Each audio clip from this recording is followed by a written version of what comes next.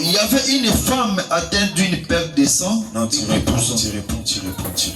Or, Marc chapitre 5, le verset 25 à 34, je lis au nom de Jésus. Amen. Or, il y avait une femme atteinte d'une perte de sang depuis 12 ans.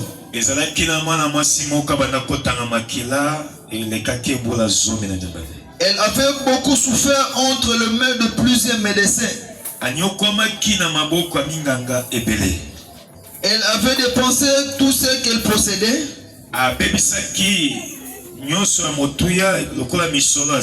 Et elle n'avait éprouvé aucun soulagement. Mais était allée plutôt en empirant.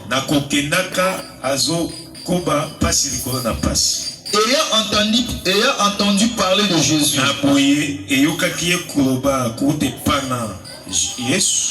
elle vint dans la foule par derrière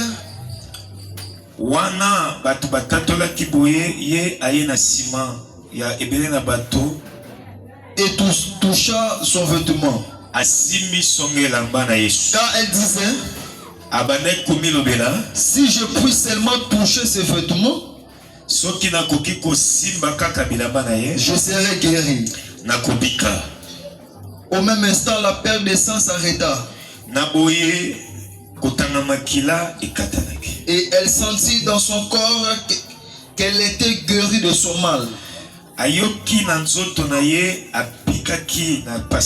Jésus connut aussitôt en lui-même qu'une force était sortie de lui. Et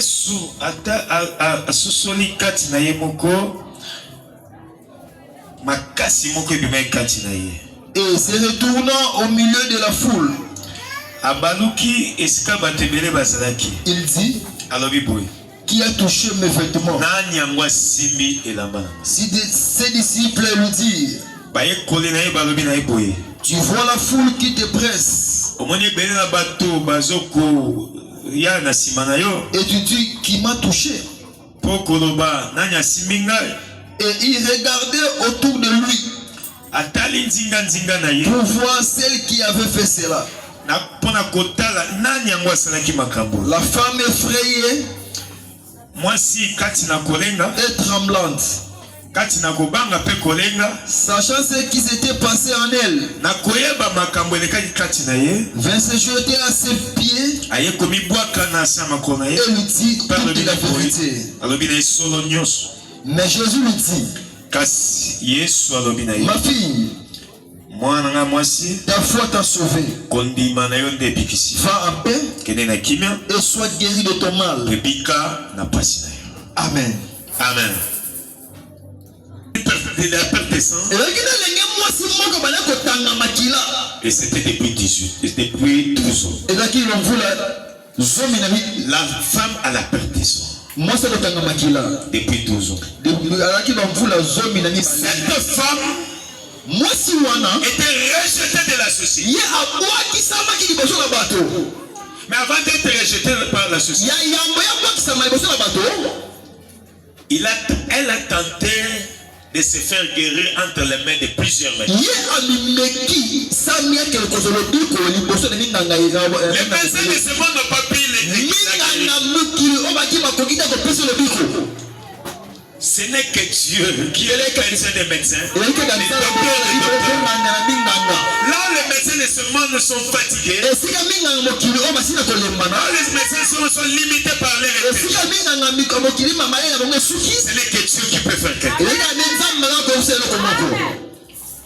Elle a souffert entre les mains de plusieurs médecins.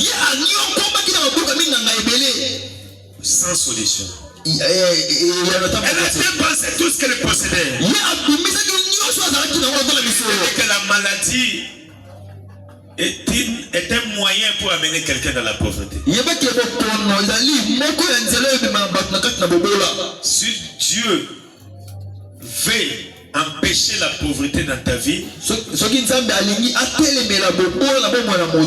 il va te protéger pour que la maladie ne t'accable pas pour te faire tourner. Je t'annonce la bonne nouvelle. Dieu veut assez que tu prospères à tous. bonne santé. 3 Jean chapitre 2. 3 Jean chapitre 2. Je souhaite que tu prospères à tous. Sois en bonne santé. Comme prospère ton âme. La femme dépensait de tout ce qu'elle possédait. Elle allait en empirant.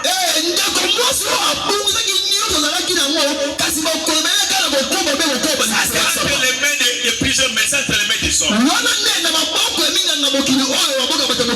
Imagine qu'elle avait même consulté les charlatans. Ça n'a pas tenu. Ça n'a pas tenu.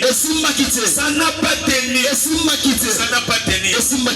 Et par conséquent, quand les gens constataient qu'elle était malade, une maladie qu'on ne pouvait pas gérer dans la société selon la loi.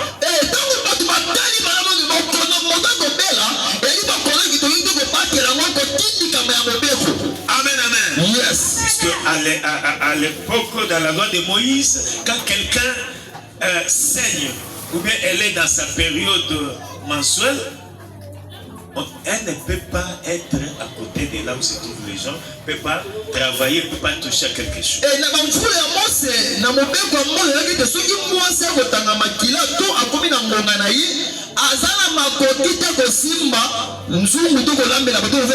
Ça c'est selon la loi. Et par conséquent, cette femme était rejetée de la société. C'était pour une telle personne doit la mettre hors de la ville. Loin de là où se trouvent les gens.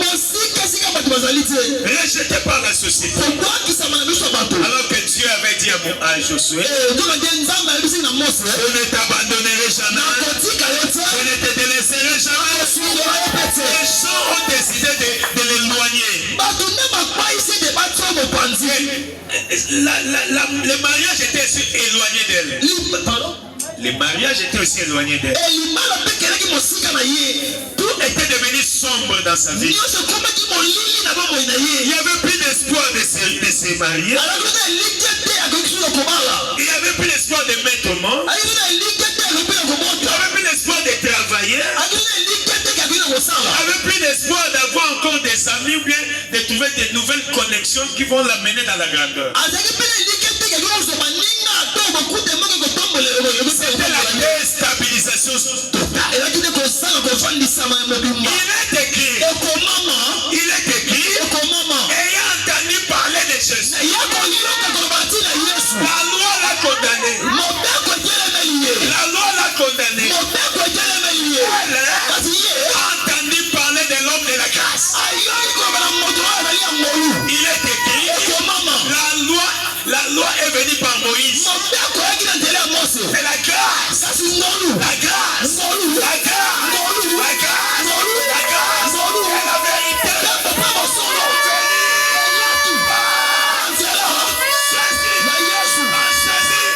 Jean chapitre 1, le verset 17. La loi est venue par Moïse.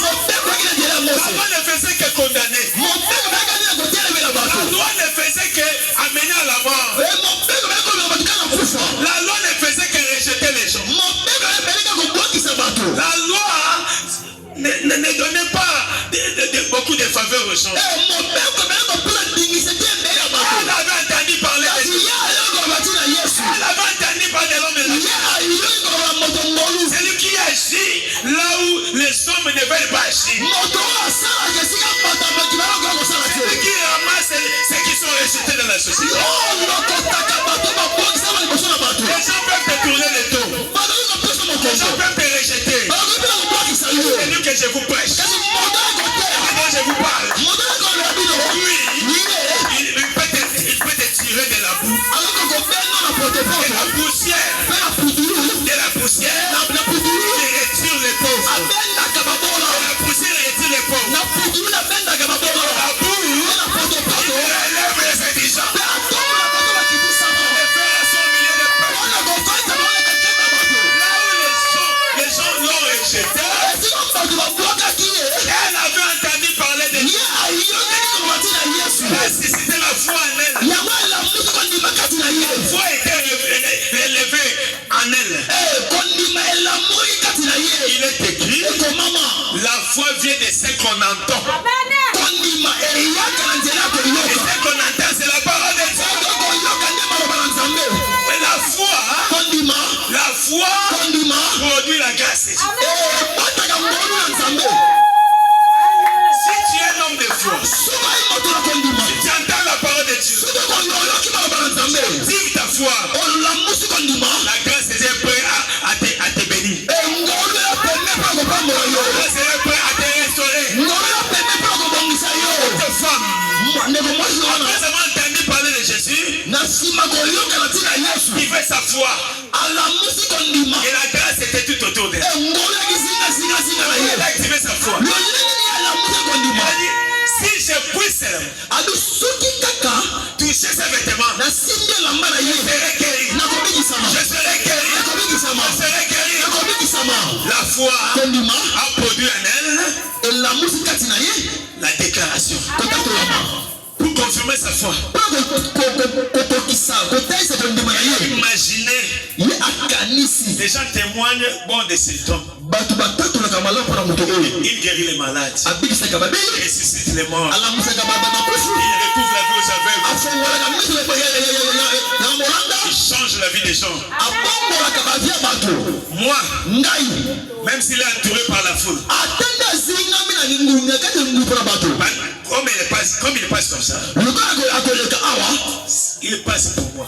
azoleka nde mpona ngai Moi, ngai c'est l'occasion pour moi eya libaku mpona ngai d'arracher ya koyibatola ma guérison. lobiko na ngai Si je puis seulement, soki kaka elle a manifesté la puissance de la déclaration. ye atalisaki nguya kotatola Si la foi est incarnée dans 3 dimensions de puissance, ekondima yango ebatami na olenge misato kotatolama la puissance de l'imagination, nguya likanisi la puissance de la déclaration nguya litatoli et la puissance de l'action.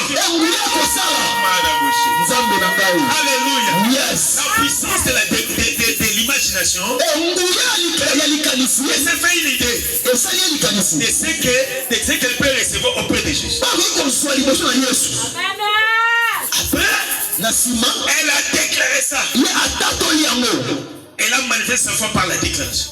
alakisi kondima na nzela litatoli Elle est entrée en action. e akoti na mosala Oh mon Dieu. nzambe na ngai Alléluia. Yes. Alléluia. Yes. Il est écrit ekomama dans Hébreux chapitre 11, verset 6. Sans la foi, personne ne peut lui être agréable. kosala kondima moto moko te kosepelisa nzambe Hébreux chapitre 11, verset 1. epesi kude 11 verset 6 La foi, kondima c'est l'assurance des choses qu'on espère. epesi kude 11 verset 1er Et la démonstration de celles qu'on ne voit pas. kondima ezali kosala oyo akoki komona te kasi ozalinga nde na kolikia La guérison n'était pas encore venue. lobiko eyaki nanu te Elle a imaginé, ye akanisi elle a déclaré, atatoli elle est entrée en action. mpe akotelako na mosala Elle est entrée en action le pour démontrer. akokota na mosala mpona kolakisa Démontrer. kolakisa Les gens étaient distraits. bato oyikami na bulu yeki Tel qu'aujourd'hui, lokola mpe les lelo gens qui écoutent la parole de Dieu, bato bazali koyoka maloba na plus nzambe ils sont distraits maintenant. ebele awa bazalaka na bulu yeki Alors que kasi pendant ce temps, na ngonga wana l'eau est déjà agitée. mai esili na koningana Les anges sont déjà en mission. bato bazali kokota kati na ntina La grâce était déjà disponible ngolu ezalaki deja wana pour restaurer la vie de quelqu'un, bakobongisa bombo ya bato guérir la vie de quelqu'un, bakobongisa bombo ya moto aimer quelqu'un. bakotombola moto L'eau est déjà agitée. bayelaki na koningana La femme venait. mwasi ayaki La grâce était en train de se promener. ngolu balela kotambola Elle activait la foi. ye aningisi kondima Et la grâce était disponible. mpe ngolu ezalaki moto na ye Restaurer sa santé. ebongisi sante na ye Restaurer son problème. ebongisi likambo na ye Restaurer sa vie. ebongisi mamoi na ye Il y a aussi un moyen pour lui ezalaki mpe nzela mpo na ye de se rattraper eyakute latrape tous les retards abaleta nyonso subis par les rejets de son vie. kokisama ya bato À ce moment-là, ngonga mwana elle a commencé à venir par derrière. abandi koya na ndenge ya nsima Si les gens pouvaient seulement regarder sa figure, soki bato bazalaki kokinga kotala elongi na ye on a rejeté. moto tobwakisa ye koluka nini awa Nous serons souillés. tokopola kati na makila na ye Elle, kasi ye elle a fait la percée. asalaki yoka asalaki kotombola asalaki kotombola asalaki kotombola akoti Bousculer les gens. okoningisa bato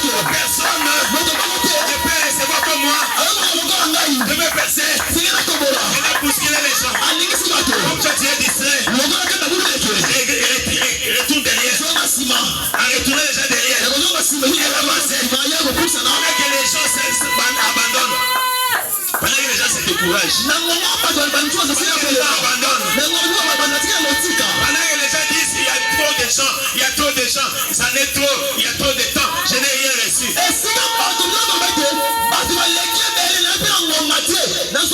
Moi je ne veux pas lâcher. Je veux avancer. On va persévérant. On peut activer sa foi. La grâce est disponible.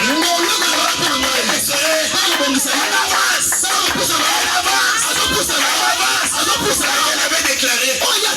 C'est qu'elle avait imaginé. Elle avait touché. Elle avait touché. À l'instant même. Cette femme était guérie. Elle est restaurée. Elle a touché.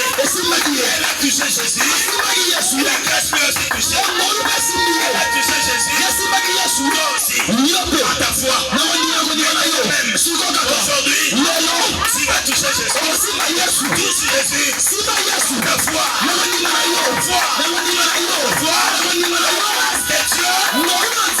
Si tu touches la grâce de Dieu, demande les gens qui sont inspirés. Pour activer leur foi, fait que la grâce s'associe à eux.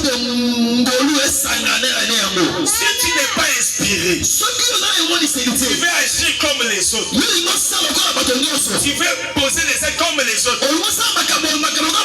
Tu viens devant Dieu comme tout le monde. Dieu, s'il veut faire des grandes choses, des choses particulières, il cherche les hommes de grande foi. Il cherche les gens qui agissent d'une manière isolée et d'une manière exceptionnelle.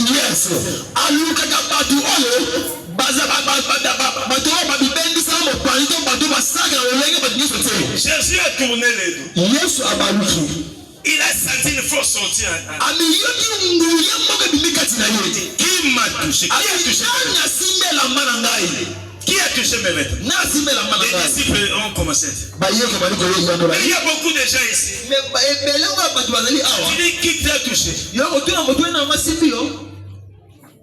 Jésus, non. Quelqu'un m'a touché. Aujourd'hui, Jésus veut que tu les touches. Sa grâce. Pour restaurer quelque chose. Ton mariage cette année sera restauré aujourd'hui. Si et seulement si. Si et seulement si. Tu as la révélation. Aujourd'hui. Et toucher. Alléluia.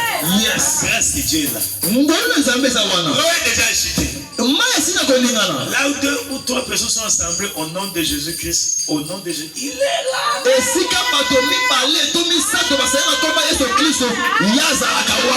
Matthieu chapitre 18 verset 20. Matthieu chapitre 18 verset 20. Tout sur seulement. Et la révélation. Quelque chose va se passer. Quelque chose va se passer. La femme est entendue parler de ça. Elle commence à trembler. Elle a eu la frayeur.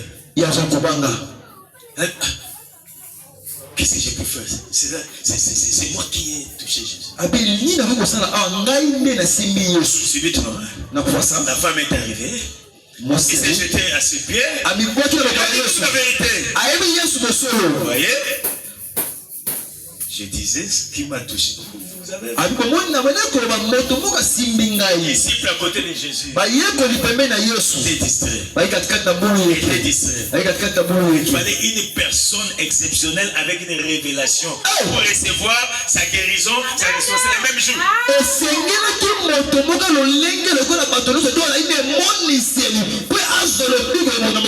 Les gens étaient habitués à Jésus.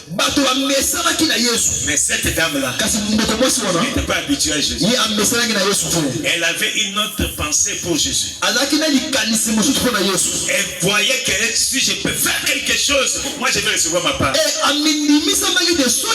Pour les disciples, nous dormons avec lui. Nous revenons avec lui. Nous mangeons avec lui. Et d'ailleurs, si nous mangeons ensemble, il avale des gros bouts. D'ailleurs, il a les gros yeux comme ça. Avant d'aller derrière aux toilettes là-bas, elle nous signale que je me déplace un peu. Et quand on nous pose la question, il est derrière. Il n'avait pas en réalité la révélation mystique de Jésus. La révélation limitée de Jésus. Mais une personne qui avait entendu parler de Dieu venait avec une révélation particulière. Et le même jour, elle a resté sa guérison. Tel que toi aussi. Aujourd'hui, si tu viens pas comme les autres, tu auras ta part. Dis à celui qui est à côté de toi, c'est moi. Élève les deux mains, dis c'est moi. Aujourd'hui j'aurai ma part. Très fort. Aujourd'hui j'aurai ma part. Pose la question sur le côté. Et toi? Dis à celui qui est à côté de toi, enlève la distance. Aussitôt Jésus lui a dit, ma fille, ta foi t'a sauvé. Tu vois, elle a manifesté la foi et la grâce lui a dit, tu es sauvé, tu es guéri, tu es restauré. La grâce est manifestée quand elle a vu la foi. Où est ta foi? Manifeste ta foi. Dieu va te toucher aujourd'hui. Dieu va te toucher aujourd'hui. Cherche les hommes de foi. Cherche les femmes de foi. Rien n'est impossible à Dieu. Dans le livre de Luc chapitre 1 verset 37 et dans Marc chapitre 9 verset 23, tout est possible à celui qui croit.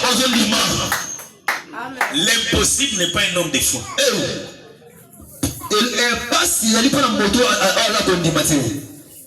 Amen, amen. Yes. Rien n'est impossible à Dieu. Pour que rien ne devienne impossible à toi, pour devenir comme Dieu, si tu es un homme de foi, et la grâce va te toucher. Est-ce que la grâce est Dieu? Est-ce que la grâce est Dieu? Est-ce que la grâce est Dieu? Quelqu'un pendant que tu écoutes la parole de Dieu, reçois la grâce de Dieu. Reçois ta restauration. Ta guérison. Au nom de Jésus-Christ. J'ai prophétisé sur toi. Quand on parle de l'argent, que les gens aient la pensée de t'approcher. Quand on va parler du travail, toi tu as l'habitude de faire pour te donner beaucoup d'argent. On te cherchera toi. On te cherchera toi. Des gens qui se sont enrichis par ce que toi tu fais. Est-ce que la grâce t'amène aussi à la richesse? Est-ce que la grâce t'amène aussi à la grandeur? Est-ce que la grâce t'amène à des grandes connexions qui va te faire devenir une source de bénédiction pour le monde entier?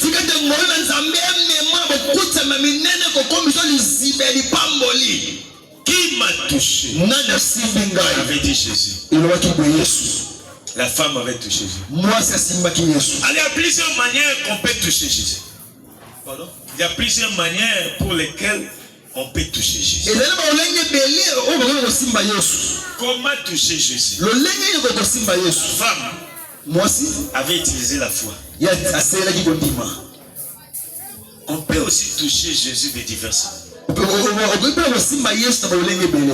Premièrement, si tu agis pas comme les autres, si tu agis différemment des autres, si à l'église, tu es dans la présence de Dieu, dans toutes les étapes du culte, toi tu n'agis pas comme les autres. Les autres peuvent être dans la distraction, et toi, tu es concentré. Je te conseille même d'être comme Bartimée. Comme cette femme, elle était dans la foule, mais elle a percé. Elle a eu sa part. Bartimée aussi était de petite taille. Dans Luc chapitre 19. Hein? Il était de petite taille. Zachée plutôt. Il était de petite taille. Il ne pouvait pas voir Jésus. Il ne pouvait pas toucher la grâce de Dieu. Qu'est-ce qu'il a fait? Il a couru. Pendant que les gens cherchaient dans la foule comment faire, il a préféré courir. Les gens pouvaient le qualifier comme un détraqué mental. Il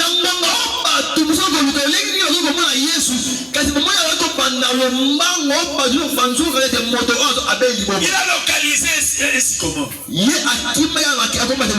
est monté dessus. Pendant que Jésus passait, les gens étaient d'ici en bas. Il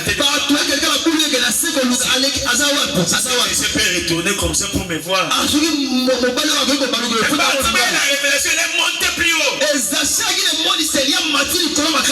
Agis pas comme les autres.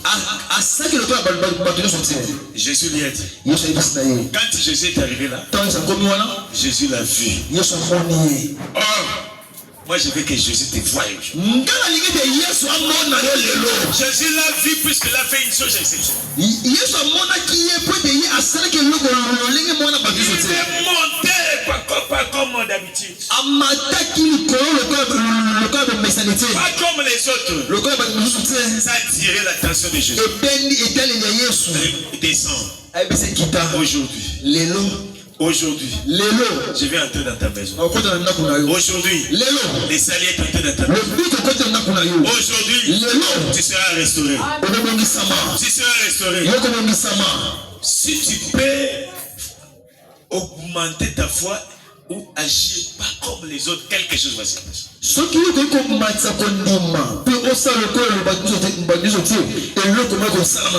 deuxièmement, pour toucher Jésus, tu peux faire ce qui est bien aux yeux de Dieu.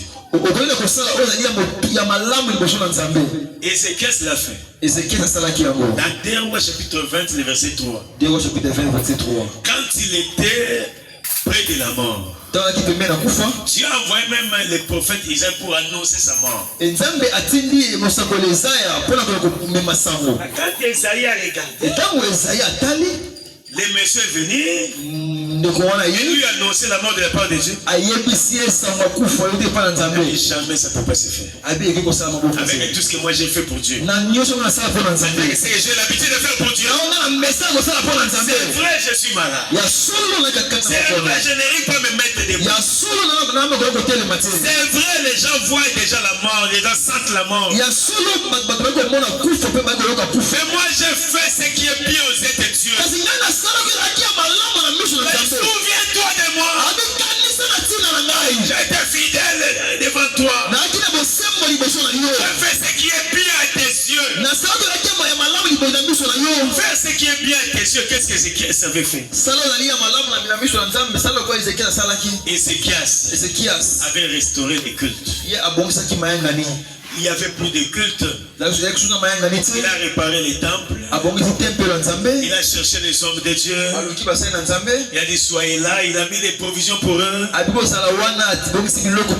priait les vrais dieux. Il priait plus les statues. Il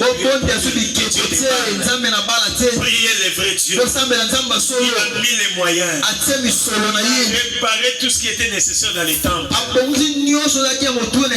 a pris en charge les hommes de Dieu. Il s'est donné lui-même à être partenaire, serviteur de l'Éternel pour faire continuellement ce qui est bien. Il était fidèle par rapport à ses engagements dans l'église, dans les temples et auprès de Dieu.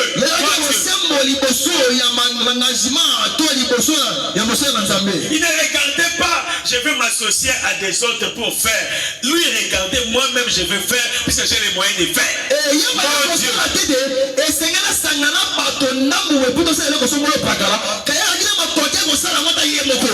Alléluia. Yes. Il ne regardait pas, c'est le tour d'une autre personne. Moi, je ne peux pas faire à sa place. Il faut que le pasteur soit là, constate pour nous condamner. Lui ne regardait pas ça. Il regarde, moi je fais, même si la personne n'est pas venue, même si je suis seul, mais je vais arracher ma bénédiction.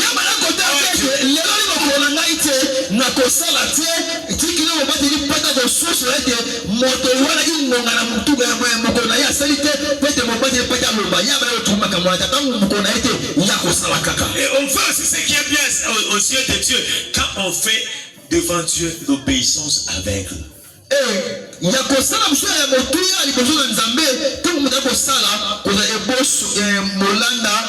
Tu obéis aveuglément.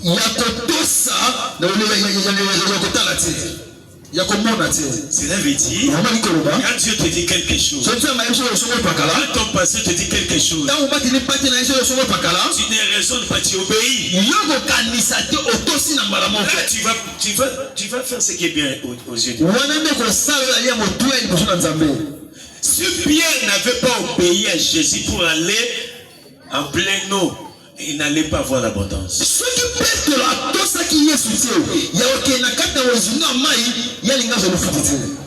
Il avait fait l'obéissance avec, malgré ses expériences, malgré le travail qu'il avait déjà fait. Après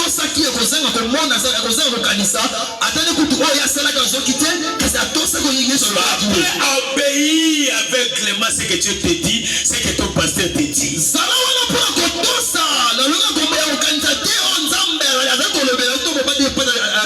Tu vas faire ce qui est bien aux yeux de Dieu et tu vas toucher Jésus. Et si tu sais sacrifier ton temps, tes occupations, tes biens, ton argent pour Dieu, tu vas faire ce qui est bien aux yeux de Dieu.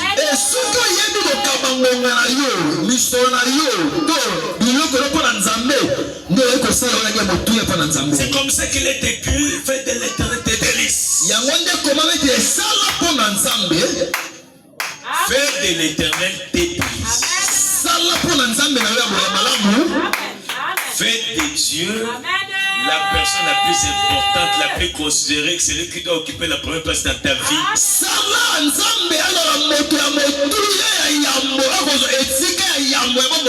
Fais de l'éternel ta priorité.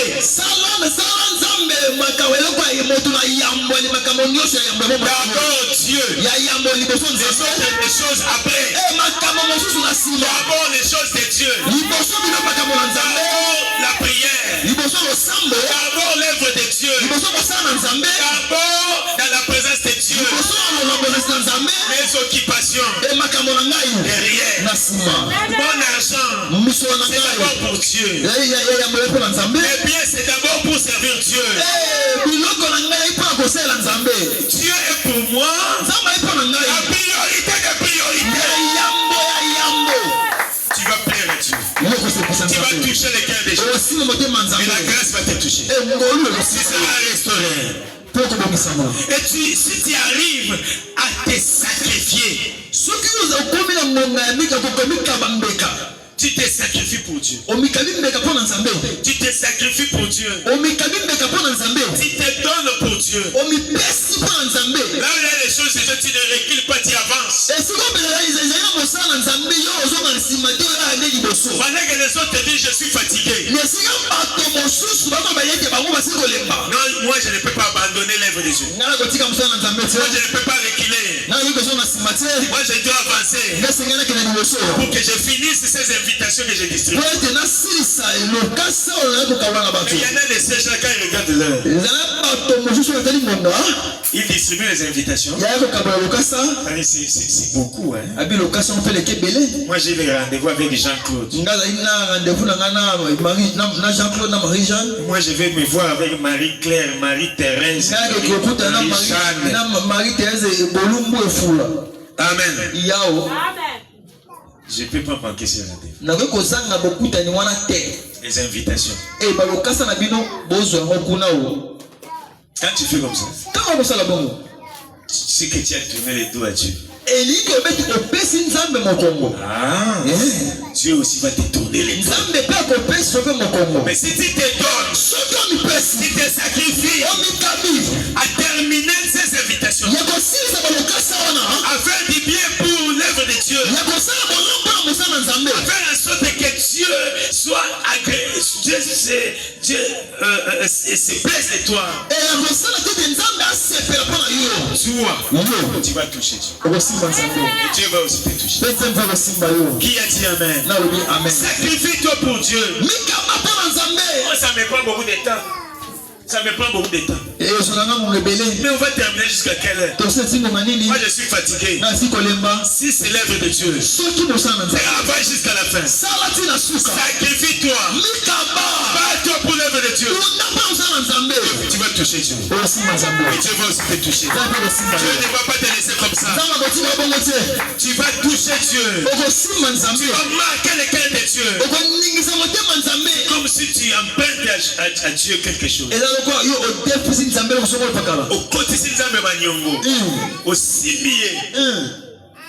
Il va se dire non,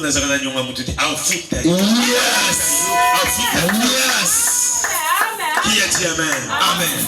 Voilà pourquoi tu as l'habitude de dire teke, maintenant, ajouter, diviser pour les méchants. Alléluia. Mais pour les méchants, c'est divisé. Mais pour ceux qui font ce qui est bien aux yeux de Dieu, il va ajouter, il va multiplier, il va bénir. Sois béni au nom de Jésus. Faire ce qui est bien aux yeux de Dieu.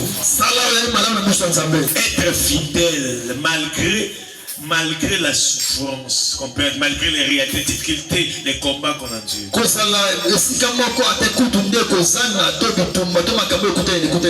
Tu vas toucher Dieu. Tu es toujours fidèle. Tu rencontres les choses, tu vois les choses qui peuvent te décourager. Mais tu te dis, moi j'ai fait les serments de la fidélité. Même si je vois ce que je vois. Même si j'écoute ce que j'écoute. Même si je subis ce que je subis. Comme c'est Dieu qui m'a placé. Comme c'est Dieu qui m'a envoyé ici. Comme c'est Dieu qui m'a donné ce travail. Je n'abandonnerai pas. Les hommes qui veulent me décevoir. Moi je ne vais pas céder. Il est écrit Proverbe chapitre 28 et verset 20. Un homme fidèle sera comblé de bénédictions. Ne croyez pas que même dans les mariages tout sera toujours rose.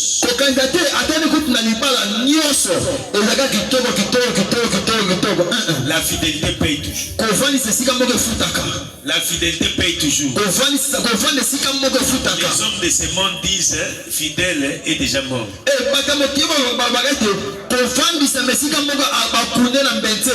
Il faut être païen pour dire ça. Mais pour Dieu, la fidélité, c'est l'œuvre du fruit des lèvres.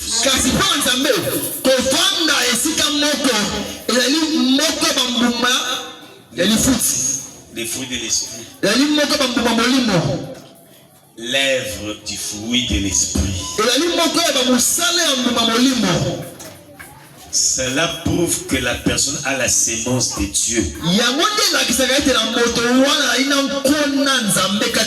diable n'avait pas la sémence de Dieu. Voilà pourquoi elle était devenue infidèle. Elle a abandonné, elle a lâché.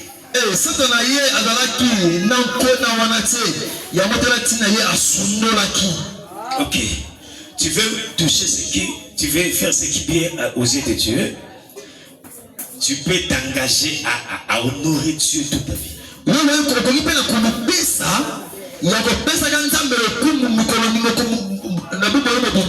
Alléluia. Yes. Dieu honore ce qu'il honore. Il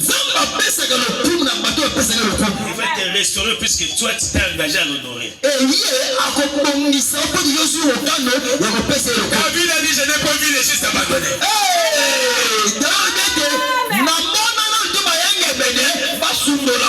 Psaume chapitre 37, verset 25. J'ai été jeune. J'ai vieilli. Je n'ai pas vu les justes abandonnés.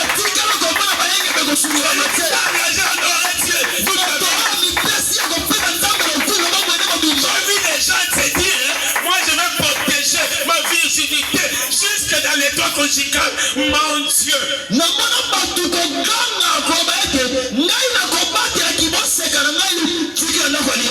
Ces gens-là, ne perds pas ta virginité pour une soupe de matembele. Mon Dieu.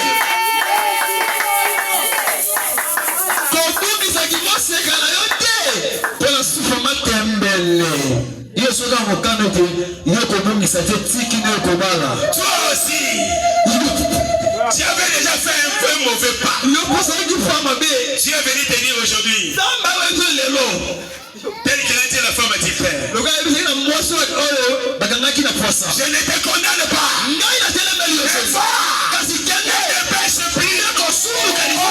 Dieu, tu finiras par t'honorer. Samuel chapitre 2, verset 30. Toi, si tu croises une dame, un homme, si tu es toujours pressé dans ton cœur, je vais écouter. Continue à déshonorer Dieu.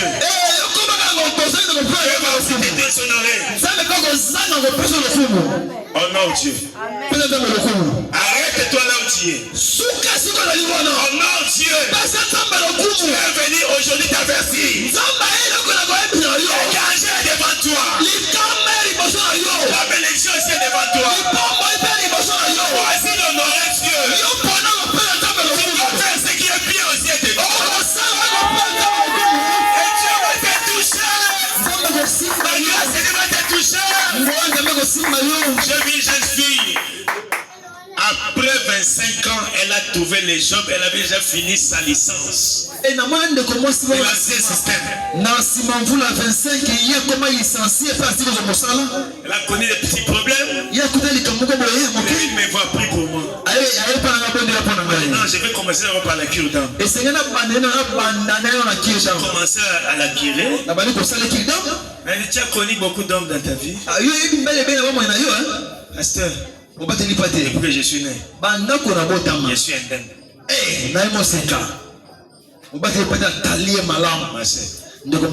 Avec beaucoup de jolibilité comme ça. Elle est une métisse. Elle a un teint clair. Un teint clair. La peau qui demande toujours un bon savon, un bon lait de l'eau. Ma sœur, dis-moi la vérité. Nous voulons aller à la délivrance. Les jours devant Dieu. J'ai fait mes études. J'ai terminé la licence de l'ancien système. Je suis vieux. La troisième fois. Ma sœur, dis-moi. Si tu mens, tu vas bloquer ta délivrance. Pasteur, toujours devant Dieu. Cette jeune fille, j'ai dit bon, ça va, je vais prier pour toi. J'ai prié pour elle. Après moi, la famille était en souffrance. Les papas étaient bloqués en Europe pour des problèmes que je ne peux pas expliquer. La famille était abandonnée ici et elle manquait même quoi manger. Mais ne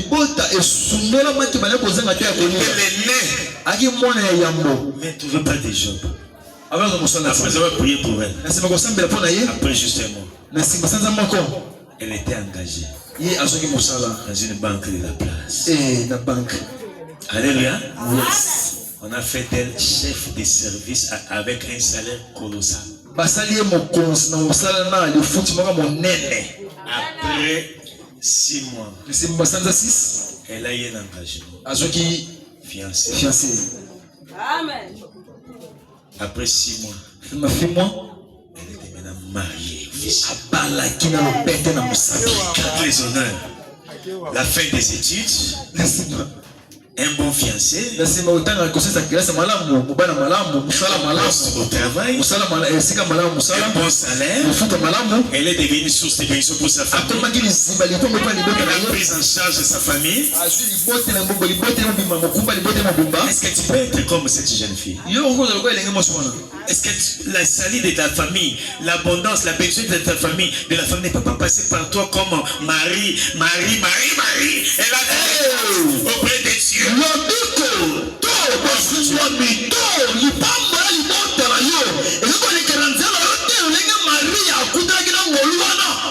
Toi tu es toujours là. J'ai des démangeaisons. J'ai des démangeaisons. Arrête mon frère. Arrête ma soeur. Oh non Dieu. Tu vas te mourir. Tu vas toucher Jésus. Tu vas toucher Jésus. Tu vas toucher Jésus. Samedi, dimanche, tu vas toujours. Au lieu de toucher Jésus, toi tu vas toucher toujours. Où? On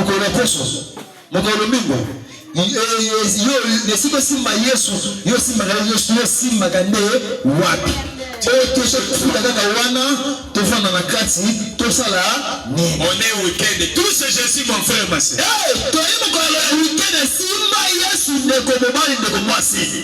Non, je ne peux pas. Simba Yesu.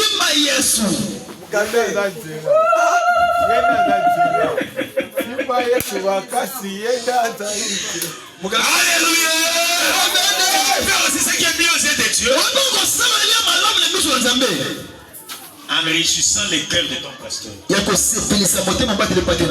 Tu vas toucher Jésus. Et la grâce de Dieu va te bénir. Dans le livre de Jean, chapitre 27, verset 1 à 4, précisément verset 4. Isaac tue à son fils. Fais-moi un plat que j'aime. Mon cœur doit être réjoui. Afin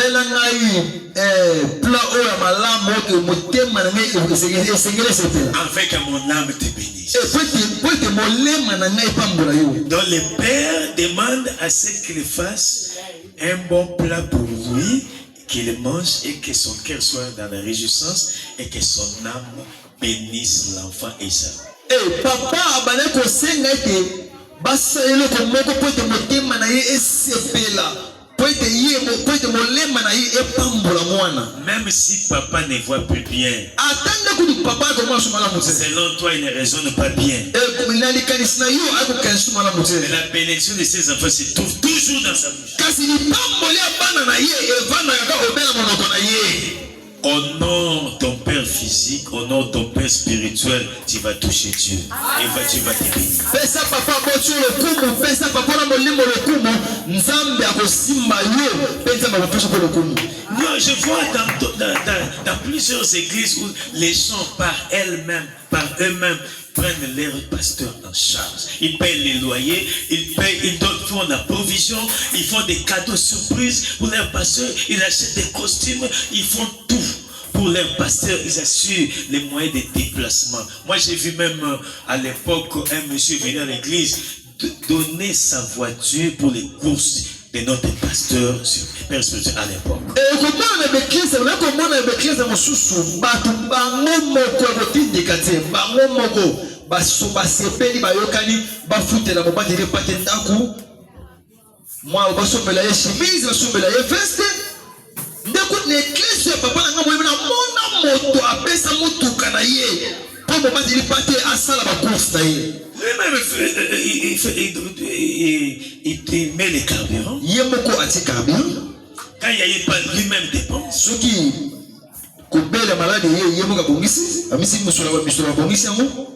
S'il y a un souci, c'est lui-même qui s'engage. Alors, pasteur, bon, comme cette voiture te dérange, prends une autre voiture. Et ce qui est comme et ce monsieur-là était béni. Il était toujours béni. Alors béni. Toi aussi. Honore ton père. Honore ton père biologique. Ne manque pas de respect. Sois toujours obéissant auprès de ton père biologique et spirituel. Sois toujours humble auprès de lui. Sois prêt à mettre les paquets, l'argent, tous tes biens à sa disposition pour réjouir son cœur. Et dès qu'il sort de sa bouche, sois béni, mon fils. Tu seras réellement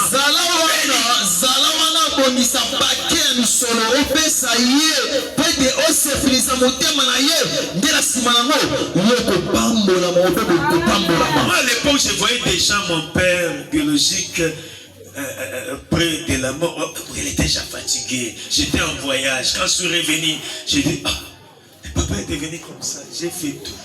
Ngana bamvula wana na gina mobembo papa na ngasi na kolemba koma na malabo kono tana ye na tali papa komi papa ni na sala ki nyoso pona papa j'ai lui ai donné de l'argent. Na passe bisolo il a mis ça dans sa poche. Atiamo libenga na ye. À chaque fois que je revenais, j'étais à Kasavubu, l'argent là, des provisions finies. Wana na ko fana Kasavubu. J'ai ajouté encore des choses. J'ai demandé à la maman la provision est finie. Vas-y, prends ton enveloppe. Après, je suis encore voyagé. De là, on m'apprend, après un bout de temps, il est décédé.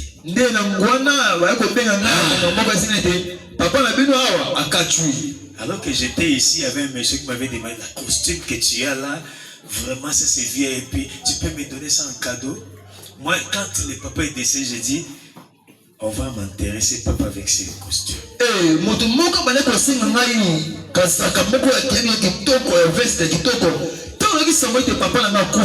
Après, les gens cherchaient, on va chercher à acheter un habit, ne vous en faites pas.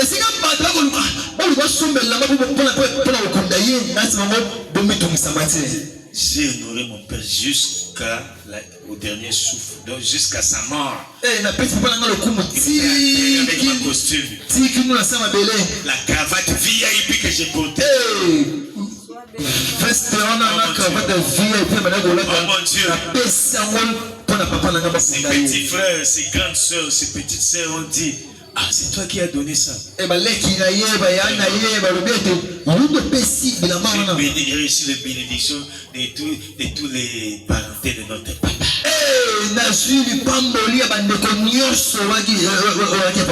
Toi, tu as toujours pas condamné ton père. Qui est le papa de ce monde qui est parfait? Qui est parfait? Qui est le papa de ce monde qui ne commet pas des erreurs? Mais si tu sais supporter ton père, tu vas honorer ton père. Et Dieu va aussi t'honorer. Sois comme Sam qui a protégé la dignité de son père. Ne sois pas comme Japheth. Non, pas comme Charles. Qui expose la dignité de son père. Si on honore ton père, tu es béni. Si tu déshonores ton père, tu seras maudit. Même si tu ne dis rien devant. Qui a dit Amen? Amen. C'est comme ça qu'on fait ce qui est bien aux yeux de Dieu. Tu peux aussi toucher Jésus par ta foi. En posant des actes exceptionnels. Comme la femme a battu sa Alléluia. Yes.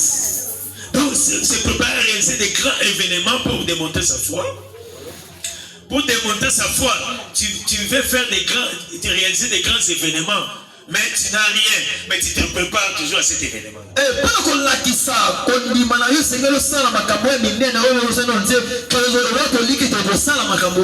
C'est ça la dimension de grande foi. Tout est possible à celui qui croit. Et tu prends la possession de la chose que tu n'as pas, mais tu prends la possession de la chose en déclarant pour cette chose régulièrement. Donc je donne un exemple. Tu ne donnes pas au monde, mais tu vas acheter, tu vas faire la laïte. Et chaque soir, tu mets un coussin pour les bébés. Et tu mets la main sur le coussin comme ça, bébé, bébé. Et les bébés des mamies, des Georgette, et les bébés de notre bébé, elle dort bien, hein? Tu dors comme une femme qui a déjà mis au monde à côté comme ça. Tu as tenté de protéger les bébés comme ça. Hein? Tu n'as pas encore vu l'enfant. L'enfant finira par venir.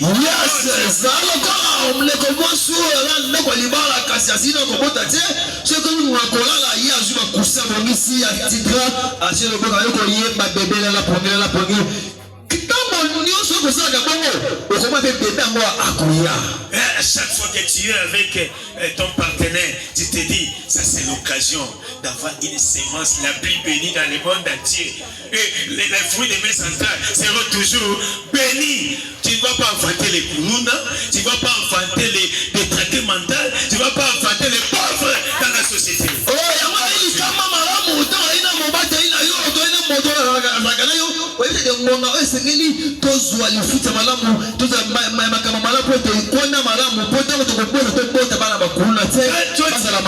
Quand tu t'approches de ton partenaire,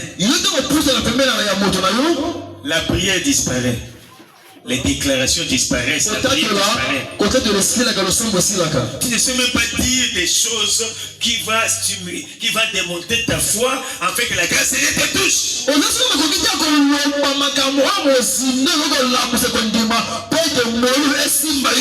Toi, tu voyages dans les pensées. Tu deviens distrait et tu es emballé comme si tu étais devenu au ciel.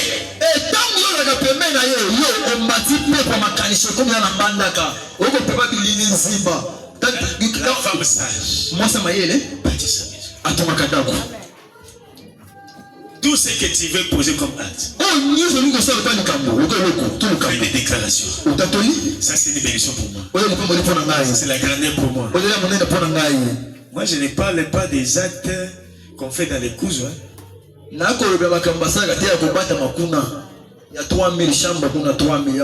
Qui a dit Amen? Tu veux posséder la chose que tu aimes, que tu veux que ça devienne une bénédiction pour toi.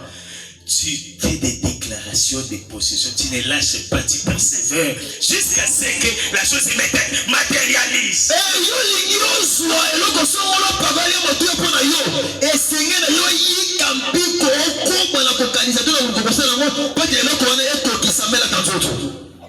Proverbe chapitre 18, verset 21. Celui qui aime les fruits de sa bouche, de ses déclarations, il va donner la vie. Celui qui aime déclarer, celui qui aime dire des bonnes choses, les fruits de ses lèvres va donner la vie.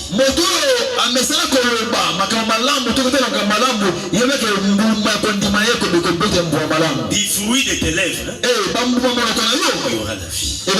Et si tu déclares des bonnes choses, qui a dit Amen? Il est écrit dans Matthieu chapitre 12, verset 37, par tes paroles tu seras justifié. Par tes paroles tu seras condamné. Et si tu as l'habitude de dire de bonnes choses, tu auras la vie. Tu auras la bénédiction. Tu vas posséder ce qui te recherche. Qui a dit Amen? Qui a dit Amen? Qui a dit un grand Amen? toucher Dieu par ta foi comment? En offrant les meilleurs de toi-même, une offrande de qualité, un sacrifice hors du commun. Alléluia. Amen. Ça va t'accéder dans l'abondance. Ça va t'introduire dans l'abondance. Si tu sens la sécheresse te frapper, sois prêt à offrir à Dieu une offrande de qualité. Ça va te permettre d'arracher l'abondance. C'est qui a fait ça? Pierre a cédé à Jésus sa barque. La richesse de Pierre, c'était sa barque. Le travail de Pierre, c'était sa barque. Jésus est entré dessus. Alléluia. Yes. Mais Pierre n'a pas dit descendre. Pierre s'est plaint devant Jésus prendre possession de sa barque. Pierre s'est plaint devant Jésus prendre possession de sa barque. Comme elle n'avait pas un cœur dérangé par rapport à ça, ça lui a pris l'abondance. Qui a encore accédé à l'abondance? C'était qui? Salomon. Salomon a offert 1000 bœufs. Il a touché le cœur de Dieu. Et Dieu est venu lui visiter en songe. Dans 1 Roi chapitre 3, demande ce que tu veux. Ce que tu as fait, tu m'as touché. Demande ce que tu veux, je vais le faire. Salomon a demandé l'intelligence. Il a demandé la sagesse. Dieu lui a donné la sagesse. Mais comme il avait bougé le cœur de Dieu, et Dieu lui a donné au-delà de ce qu'il avait demandé. Lui a donné l'abondance.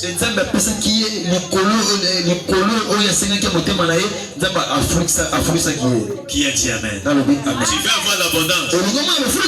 Tu vis la sécheresse. Tu as des projets qui demandent l'argent, mais l'argent ne vient pas. Offre quelque chose d'important à Dieu. Demande à Dieu. Je veux voir les changements. Je veux voir la restauration. Tu vas toucher Dieu. Il faut que tu sentes à toi que tu as perdu quelque chose. C'est alors que tu vas gagner avec Dieu. Qui a dit Amen? Qui a dit Amen? Dieu a demandé à Abraham Isaac. Les seuls fils dans Genèse chapitre 22. Abraham n'a pas hésité. Il a pris son fils. Il a pris le couteau. Il a commencé à mener son fils. Dieu a demandé. Enfant qu'il a eu dans la douleur, dans la vieillesse, dans la souffrance. Il a accepté de céder sa Dieu. Il a accédé son Isaac. Au finish, Dieu lui a donné l'abondance. Dieu est devenu Jéhovah Jireh. Dans Genèse chapitre 24, verset 1, il est écrit: Abraham était béni en tout.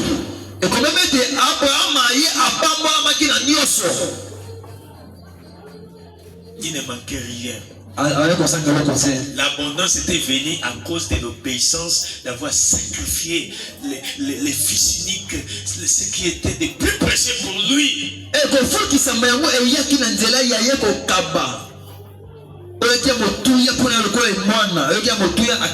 Touche Dieu aujourd'hui. Tu verras la grâce de Dieu. Tu veux toucher Dieu, tu verras la grâce. Si par la guérison tu le verras. Si c'est par l'élévation tu le verras. Si c'est par des grandes ouvertures tu le verras. Si tu as un problème de pauvreté, tu as des projets qui ne se réalisent pas, prends Prends un sacrifice important. Offre à Dieu. Les choses vont changer. Et l'abondance viendra. Cette année ne finira pas. Les projets là qui demandent l'argent. Réalisez en œuvre.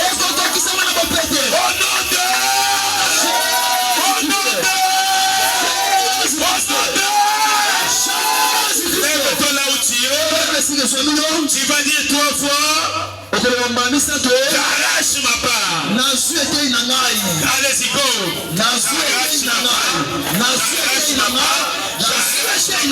Acclamons pour la gloire de Dieu. Amen, amen. Qui a dit amen? Nous allons prier.